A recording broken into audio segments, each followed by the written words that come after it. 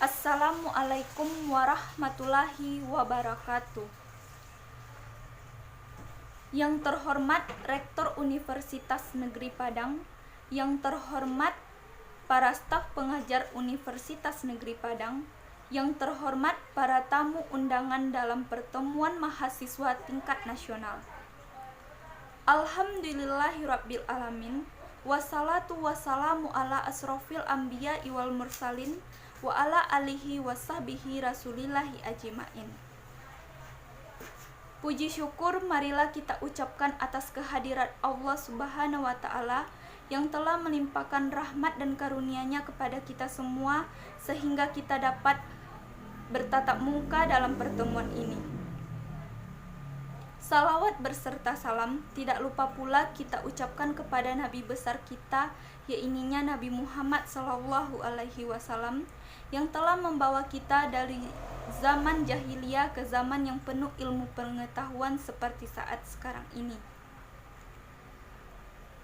Bapak-bapak dan ibu-ibu yang saya hormati, pada pertemuan ini saya akan menyampaikan pidato yang berjudul Stres Akademik Ketika Kuliah Daring. Akhir tahun 2019 telah ditemukan virus baru yang berasal dari Wuhan, Cina, yang kita kenal dengan COVID-19. Virus ini telah menyebar ke berbagai dunia secara tidak terkendali, termasuk Indonesia. WHO telah menetapkan COVID-19 sebagai wadah pandemi pada tanggal 12 Maret 2020. Pandemi COVID-19 telah memberikan dampak yang besar di berbagai bidang, salah satunya bidang pendidikan. Hal tersebut membuat banyak sekolah bahkan perguruan tinggi yang menutup aktivitas akademiknya demi memutus rantai penularan COVID-19.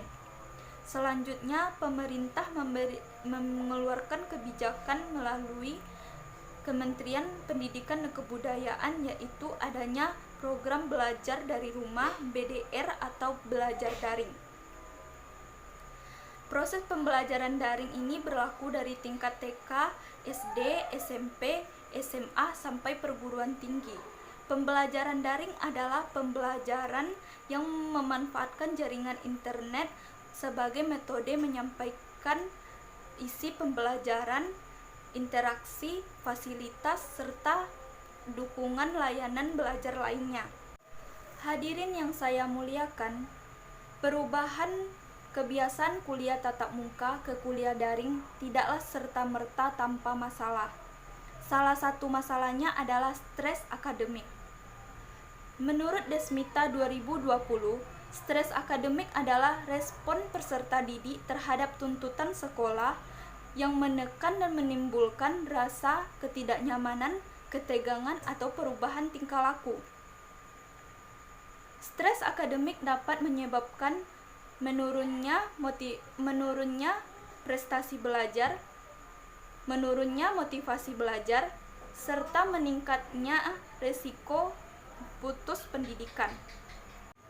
Faktor-faktor yang mempengaruhi stres akademik yang pertama adalah prokrastinasi, yaitu sikap yang menunda-nunda waktu pekerjaan tugas yang telah diberikan oleh tenaga kependidikan sehingga tugas tersebut menumpuk.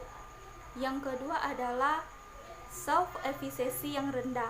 Self-efficacy yang rendah adalah keyakinan diri yang rendah dalam menjalankan kuliah secara optimal sehingga timbul ketidakpercayaan diri untuk dapat mencapai hasil yang maksimal.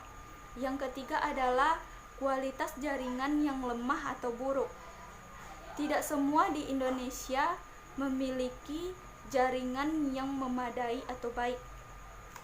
Hal ini menjadi salah satu keluhan mahasiswa, tidak hanya mahasiswa yang di daerah terpencil tetapi mahasiswa di daerah perkotaan.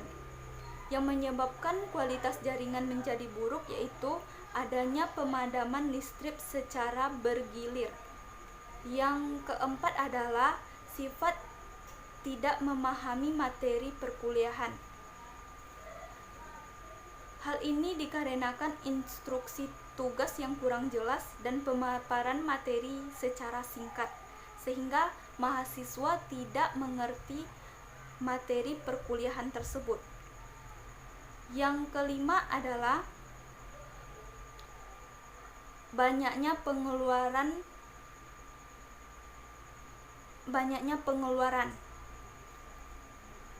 Faktor ekonomi menjadi salah satu faktor stres akademik, karena dalam kuliah daring kita membutuhkan internet.